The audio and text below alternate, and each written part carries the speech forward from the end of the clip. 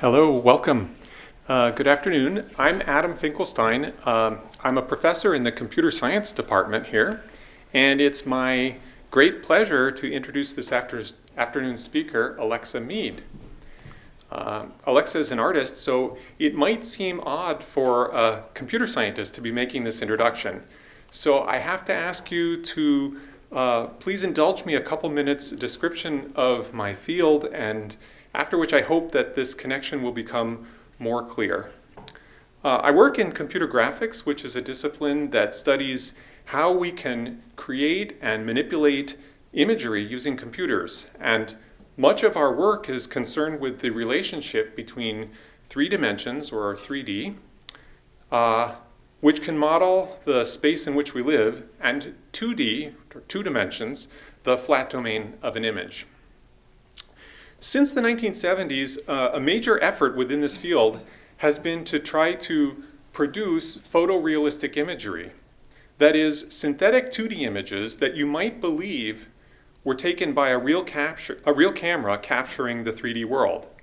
And if you've seen special effects in just about any live-action movie in the last decade, you're probably ready to concede that this effort has been largely successful. For example, I'm thinking about the actors Robert Downey Jr. and Scarlett Johansson standing beside an incomprehensibly huge green man, or performing impossible stunts right before your eyes in The Avengers. The studios make it very easy to suspend disbelief because what you see looks so real. However, starting in the 1990s, a few of us in the field started on another endeavor called non-photorealistic rendering. It's a little cumbersome, but that's what we're stuck with. The major goal of this field is to expand the aesthetic range of computer graphics by adapting some of the principles that artists have developed over many centuries. A few of our early projects here at Princeton looked at various strategies for giving 3D models a hand-drawn look that varies continuously and coherently over time, even when the model is animated. Our goal was to provide artists with digital tools to draw directly into a scene in order to make that scene a scene that looks, for example, like a chalk drawing of a Greek sculpture, but allow the camera and the scene to move, making that drawing come alive in animation. We also studied how people make and perceive line drawings of 3D shapes, partly in an effort to inform and evaluate various algorithms for automatically generating 2D line drawings from 3D models. It's progress in this field that enabled last year's landmark animated feature film, Spider-Man Into the Spider-Verse, and if you haven't seen it, I highly recommend it. The creators of this movie took inspiration from printed comic books and achieved a range of aesthetic effects that straddle the boundary between 2D, the domain of traditional comics, and 3D, the space that we live in, as modeled by modern computer animation software. I'd like to contrast this with Pixar's stunning movie The Incredibles from way back in 2004, which also told the story of a family of comic book superheroes. From studying the concept artwork from Incredibles, I believe that the director Brad Bird would have loved to have access to this aesthetic range, but that simply wasn't possible 15 years ago, and Bird was stuck with the fleshy, bulked-out 3D shapes of Mr. Incredible and Elastigirl. Don't get me wrong, it's still a superb movie even by today's standards, but I suspect it was a compromise, not exactly what he had in mind from the outset. Now back to our speaker, Alexa Meade. She has invented an entirely new medium that lies somewhere between 2D painting and sculptural tableaus in 3D. Rather than using a flat canvas, she paints into the world, often on human bodies, to create an illusion of 2D from the world and then capture it in a photo or a video. It's an abstraction that occurs in 3D space, but leaning on the drawing and painting conventions refined by artists over the centuries for the 2D canvas. Thus, her imagery enjoys the broad range of aesthetics available in paint while exhibiting hyper-realistic projection from 3D to 2D because it happens in our eyes or in a camera. So while my collaborators and I have been working to understand and simulate what artists do when making drawings and paintings, Alexa has been working to deconstruct that process from a different direction by building her abstractions directly into the world. Alexa's work has been shown at the Grand Palais in Paris, the United Nations in New York, the Smithsonian National Portrait Gallery in Washington, and Shibuya Crossing in Tokyo. She's been honored with awards like the Disruptive Innovation Award by the Tribeca Film Festival, and she's been an artist in residence at both Google and the Perimeter Institute for Theoretical Physics. With that, I'd like to, all of us, please welcome Alexa Meade to the podium.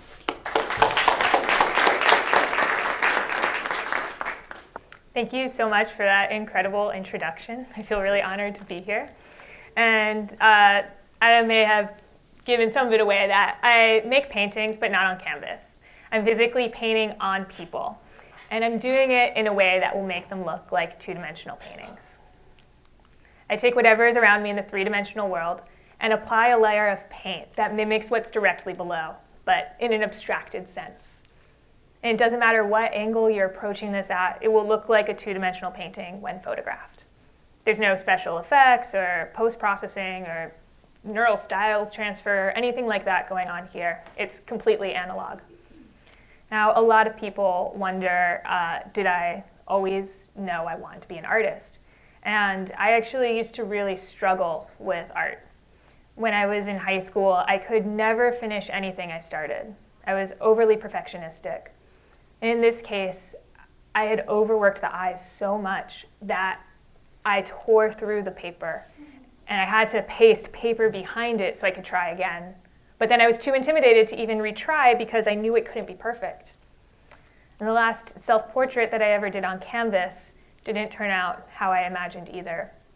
I had this vision in my head that I was really trying to match and recreate, but no matter how hard I tried, I couldn't paint it to match what I saw. I started crying during the process, and you can see that at least that is reflected in the picture. But art wasn't my dream. I had something else altogether that I was obsessed with, and that was politics. I'd grown up in Washington, D.C., absolutely obsessed. I'd spent 4 summers interning on Capitol Hill, and I was absolutely insufferable. I toted around my point-and-shoot camera every day to try to snag photos with any congressman or senator or anyone going by. And it turns out that some of those people then 10 years later became relevant in our politics today. But this was like my dream. I lived, breathed, ate politics, everything. In 2008, I went out to Colorado to do press for the Obama campaign. But then while I was writing my thesis in political science, I thought, what if this isn't my dream?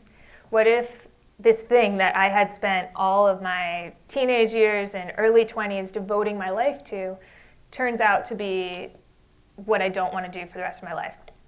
I was about to graduate, and I felt like there wasn't really anything else I had any applicable skills in, which was also somewhat liberating because it meant that anything could be on the table at this point and equally improbable. And I thought, what if I just become a furniture designer? And in order to learn how to woodwork and weld, I had to be enrolled in a sculpture class at my school. One of the homework assignments, the teacher told us that we had to make a sculpture that was about a landscape without being a sculpture of a landscape. I had no idea what this meant, what he was getting at. I asked him to clarify, and he refused. And so I came up with this idea that I would paint shadows on the ground that would describe how the light was being obstructed by the trees and the features in the landscape. Professor didn't like it. He told me I had to do something else that was not what he meant with the assignment. And instead, I ended up making a cardboard house, and I got an A. But the idea of putting paint on shadows really stuck with me. I wanted to see what would happen if I tried experimenting with this. And what if instead of just painting shadows on a landscape, as was from the initial prompt, if I put shadows on the human body? And I experimented with my friend. I set up a light, I painted the gradient of light as I saw it, and something happened. He all of a sudden looked like he had become a painting. I had no idea what was going on. I went to my professor and I showed him these pictures and I said, look, I tried this shadow painting thing and look what happened. And he said, it looks like you could have made that in Photoshop. So if you could have made that in Photoshop, just make it in Photoshop. That's a lot of extra work. You don't need to do that. And I was a little bit disappointed in his response. But there was something in here that really tickled my brain. I just had to experiment with it. I had to see what would happen. A week later, I graduated from college with my degree in political science. And I decided that instead of getting a real job, I would make my job teaching myself how to paint in 3D and try to figure out what was going on to account for this illusion. My parents did not understand. I told them that I was looking for jobs in politics, that I was interviewing, and that I was just like painting in my in-between transitional phase. I did actually have to be applying for jobs because they would know if I was faking that part. And when I would get called in for interviews, I would do everything I could in my power to tank it. I would ask the person interviewing me just mid-sentence and interrupt and say, "Do you have any pets?" And then they would tell me about their dog for the next 15 minutes, and we would run out of time in the interview. They would know nothing about my qualifications, and I wouldn't get called back, and it worked great. Now, a lot of my friends had real jobs, and it was kind of awkward for me to tell them what I was doing, that I was at home living with my parents, putting paint on grapefruits, or putting paint on fried eggs. I'd felt a lot of social pressure during that time to look like I was being a real person in the real world now that I had graduated. A lot of my friends I had known from my world of politics, and so it just didn't resonate with them that I was doing something so far and foreign from that. They were trying to convince me to come back to the Hill, we can get you a job, and it felt really alienating that when I was trying to express to people that I had found this new dream, that they were very dismissive of it, saying that that wasn't me. And I found that if I wanted to paint on people, no one was around because my friends had real jobs, and I had to find people who were, say, retired. Now, there's a story behind this painting. I was going to have an exhibit in a DC art gallery, and I was really excited to be making my debut and looking like I was serious, that I'm now a real artist because I'm showing in a gallery. The day before the show, the gallery director called me and said, "Hey, so you're not allowed to get wet paint in the gallery, and we just realized what your art is, so you can't do that here." And I made a compromise. So I told him, what if I paint in my parents' basement and then just bring my painted person to the show? And they decided that was okay. I painted my model in my parents' basement the day of the show, and then my parents, who were supposed to give me a ride, all of a sudden were no longer available to give me a ride, and I don't know if that was intentional or what happened there. But I was really scared because now this meant that I couldn't go to my art show that I had been so excited about. This was before the days of Lyft and Uber, and I decided that I had to get there at all costs, and even if that meant taking public transportation.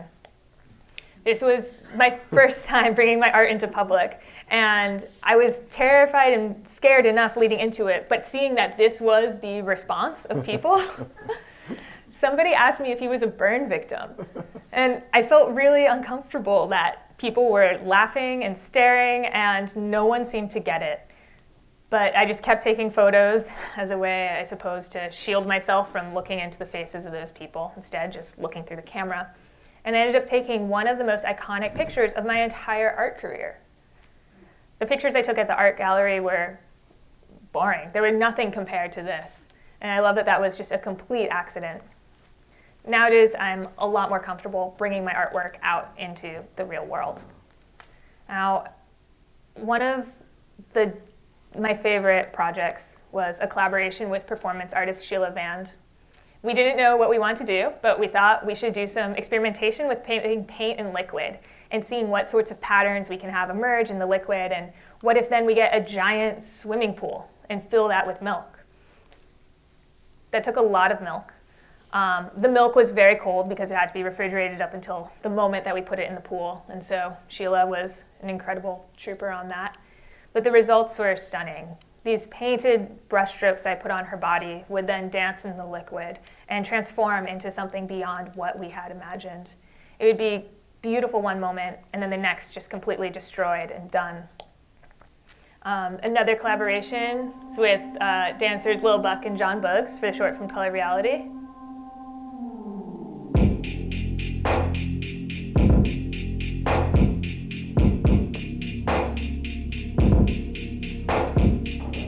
these are definitely skills that I do not have.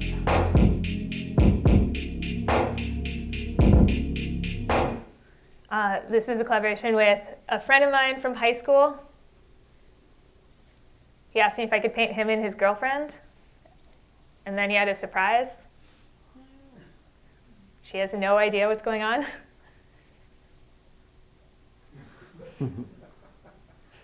I thought she was saying no. And now they are happily married.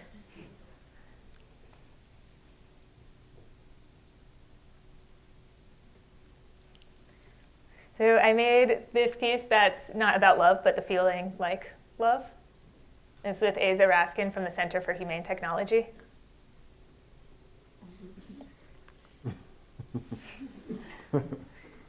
This is a collaboration with mathematician Henry Segerman. We took a 360 camera and figured out how to paint lines on my floor that all converged at the single point where the camera was, so that when it was stretched out into the anamorphic image, it looked like they were parallel, even though they all came together. And it's kind of a cool effect where it's like you walk off one edge of the screen, and then as if in a cartoon, you reappear on the other side.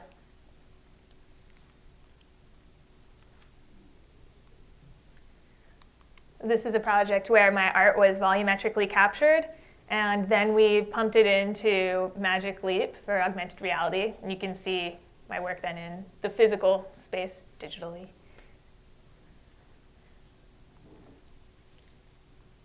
Now, when I'm making my work, whether it's my personal work or collaborations, sometimes I get in my head about wanting to make sure that it's perfect, or if I'm collaborating with other people who want me to paint, that I essentially perform for them, that I live up to my end of the deal.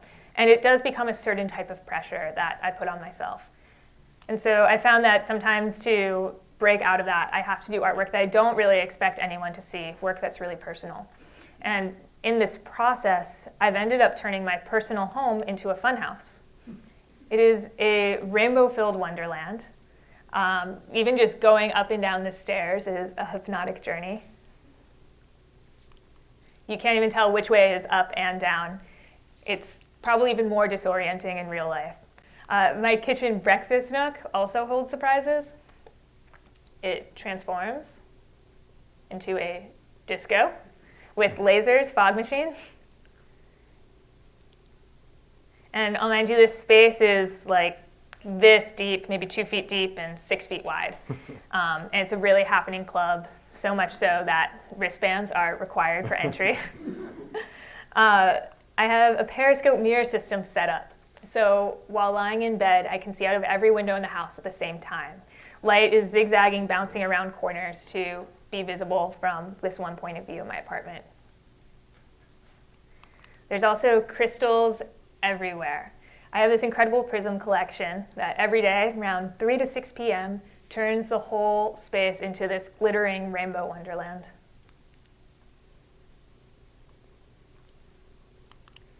It's a test kitchen, and quite literally. That's just my breakfast, and it's already a rainbow masterpiece. And I compare this, it's almost like painting with light, next to my main body of artwork. And even though there's similar subject matter from the same artist, it's just a completely different frame of mind when I'm thinking about my art in terms of this way in the funhouse. The funhouse just opens up different portals and trapdoors, like this one in my floor. It's where I keep my buried treasure. It's a wine cellar. Someone one time sent me a sketchy letter about trying to launder me money, and that's how I learned I had termites, by the holes that were eaten in that. The bathroom closet also has a surprise. It's a neon spandex wonderland. And you could put on these special diffraction grating glasses, and the whole world turns into rainbows around you. It's like synesthesia with colors touching you on your face.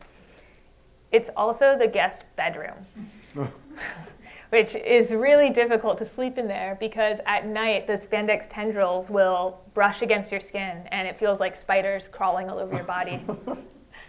Now, I also have, through the bathroom gift shop, in the bathroom medicine cabinet, Ye Olde Gifty Shoppy, where I have made great innovations in payment processing. The original tablet. And if you're worried about security threats from this new technology, I also have a a solution in my coinage. This I've designed and laser cut out. It's called the up-down coin because it's both up and down. And whether you rotate it or flip it over to the other side, it's always up and down at the same time. Now, I thought this was pretty clever, but most people, when I explain it to them while they're trying to go to the bathroom, aren't too interested. Turns out, while I was artist in residence at the Perimeter Institute for Theoretical Physics, I showed them this coin from my bathroom gift shop, and they freaked out. They were like, do you know that this is a physical manifestation of a quantum qubit? I don't think there's ever been one that's been made physical before. This is groundbreaking. And I was like, cool, what's a qubit? And I learned there about in classical computing, you have ones and zeros, but in quantum computing, you're able to be both 1 and 0 at the same time. And my up-down coin ended up being an example where something is in a phase state of both up and down and simultaneously. They thought this was so groundbreaking that they put me on an airplane to Australia to make my case at the Symposium on Peace and Security in a Quantum Age and to speak on a panel with these distinguished scholars on quantum physics because of my bathroom gift shop currency.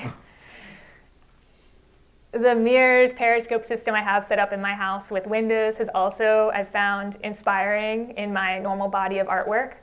This is a piece that involves a mirror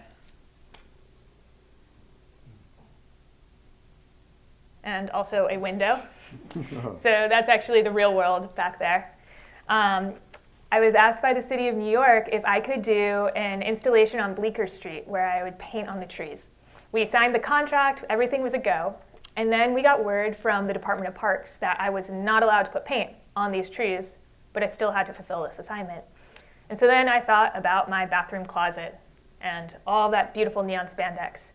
And I figured, what if I just painted on spandex and then wrapped it around the trees? And so because I have a neon spandex wonderland in my bathroom closet, the trees on Bleecker Street now are a lot more colorful. Now, I recently had the opportunity to be artist in residence at Google and got to experiment with some new imaging technology that they're developing called light field. It's a bunch of cameras that take pictures from different points of view. They fire all at once, and then you can stitch it together to create a volumetric image of what that 3D space was.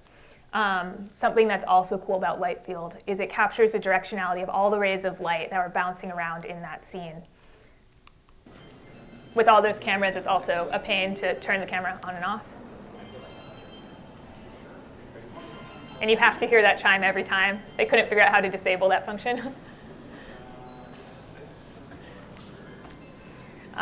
From this 3D capture, we made a digital depth map, which can show you where something lies in space based on the gradient of color. Traditionally, it's expressed in black and white.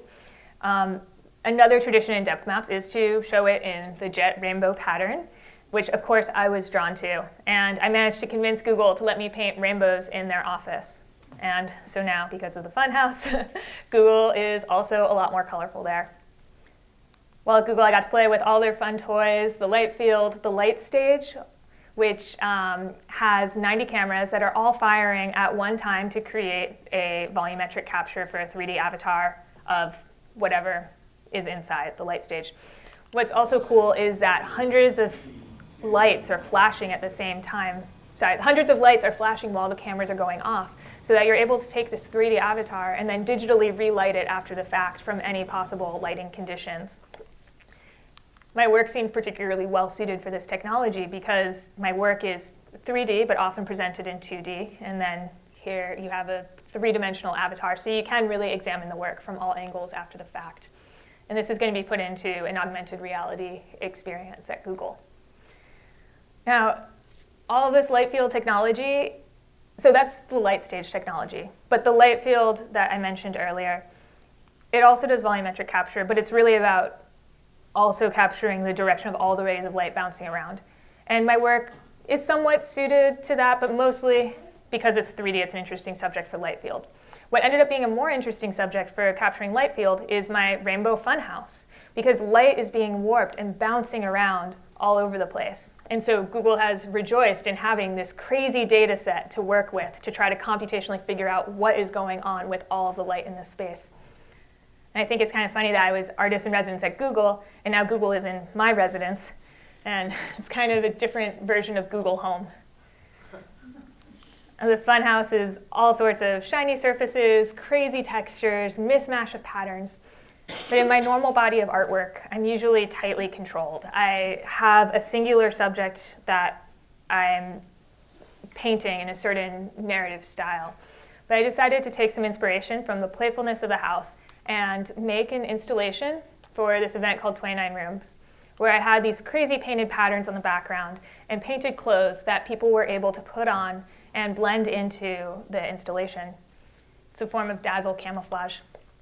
It was really cool letting people just go wild on the artwork, that it was no longer about me painting a single model, but about people just playing and experimenting with it.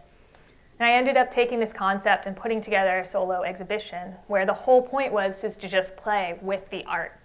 And people came up with all sorts of fascinating images and beautiful dogs. There's some fabulous people, fabulous dogs. A lot of dogs came through, which caused some big problems because people are allergic. So every night we had to have a cleaning crew come in to specifically de-dog hairify the gallery space. It was like an extreme version of please touch the art and please have your dog slobber on it as well. This exhibit was really magical because people were able to take my artwork that I had maybe put the building blocks out there for them, that I'd painted these components and set pieces, but then they put their own spin on it and transformed it into something that was their own. And it was part of just giving up some of the control that allowed for some really amazing results that I feel like my brain alone wouldn't have been able to come up with. And when I look back to this collaboration I had done with Sheila Vand in The Pool of Milk, I thought it was beautiful. It's just a one-off series that we did together. But then I recently got a phone call from a music video director who asked me if I could paint a pop star using body painting her in a pool of liquid. And that ended up being Ariana Grande for her God is a Woman music video. I'd almost forgotten about this body of work that I had done until I was asked to do this for Ariana. And then it turned into something that just went absolutely crazy. The internet kind of lost some of their stuff over it. People started painting themselves. It became a beauty trend for people to put purple lipstick on their noses. And memes happened, like hashtag God is a shrimp bisque. And then somebody tweeted out saying, Lush Cosmetics, you should make a bath bomb that's purple so I can bathe like a goddess. And then Lush did. And so it's so crazy to me to see that people are taking baths in purple because of this course that my life has taken, especially considering this starting condition with politics, that this seems so far away. And when I was making that decision to leave politics, I was absolutely terrified because I thought, this was my life and my passion, and will I ever find something like this ever again? And something that I've realized is that just stepping away from it, I haven't necessarily lost it. I've been able to put my interest in politics back into my main body of artwork. There's this short film I did in 2016 that ended up having a political impact. It actually won CNN's Artist Impact Award. It was part of the National Civil Rights Museum's Freedom Award ceremony. And it also ended up getting me invited to the Obama White House. So it was just this weird moment of going full circle where I wanted to affect change when I was in politics, and then I step away, and then there's other ways working within a totally different system and framework to achieve similar goals. And so I just wanted to encourage all of you that wherever your path may lead, what interests you in that moment, just follow it, allow yourself to doodle and dabble, and even if it seems like this isn't part of any greater narrative picture, you never know how those dots will be connected later on down the road. So please just go out and explore. Thank you.